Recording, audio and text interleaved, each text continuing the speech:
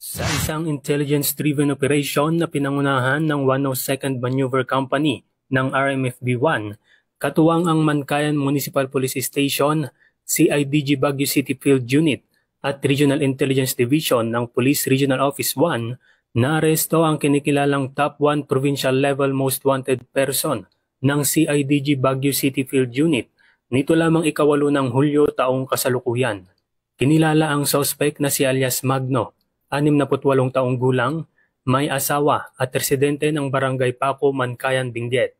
Ikinasa ng mga otoridad ang operasyon bandang 1:30 ng hapon sa nasabing barangay kung saan naninirahan ang naturang suspect, alinsunod sa warrant of arrest na nilagdaan ni Honorable Antonio M. Esteves, Acting Presiding Judge, Regional Trial Court, 1st Judicial Region, Branch 5, Baguio City, na nagresulta sa pagkakaaresto nito kaugnay sa kasong robbery with violence na may inirekomendang piyansang nagkakahalaga ng 100,000 piso.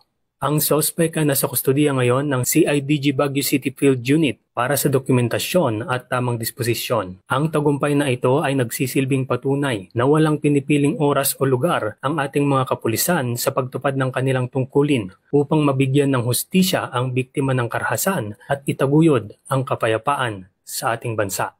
Mula dito sa Ilocos Region, ito ang inyong PNN correspondent, Police Corporal Rafi Viloria, alagad ng batas, tagataguyod ng Balitang Pulis.